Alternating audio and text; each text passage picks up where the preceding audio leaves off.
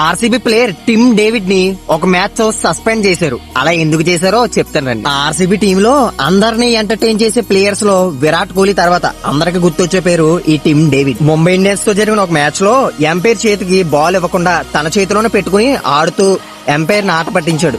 దాంతో ఒక demerit point ని ఫైన్ గా వేశారు. మరలా ముంబై ఇండియన్స్ తో జరిగిన సెకండ్ మ్యాచ్ లో ఆర్సీబీ మ్యాచ్ గెలిచిన తర్వాత తన మిడిల్ ఫింగర్ ని చూపెట్టాడు. అది కెమెరాస్ లో రికార్డ్ అవడంతో ఎంపైర్ మళ్లీ ఫైన్ వేశారు. ఎక్కడతో ఆగకుండా మనోడు మూడోసారి కూడా ఫైన్ వేయించుకున్నాడు. ఫైనల్స్ లో ఆర్సీబీ మ్యాచ్ గెలిచిన తర్వాత ఐస్ బాక్స్ తీసుకెళ్లి యాండీ ఫ్లవర్ అంటే ఆర్సీబీ కోచ్ మీద వేసి ఆ చేతులున్న బాక్స్ ని అక్కడ ఉన్న ఎంపైర్ మీద తీసిరేశాడు. ఇంకా దాంతో అప్పటికే 2 సార్లు ఫైన్ వేయించుకుని ఈ టిమ్ డేవిడ్ మరలా 3సారి కూడా ఫైన్ వేయించుకుని ఒక మ్యాచ్ సస్పెండ్ అయ్యాడు.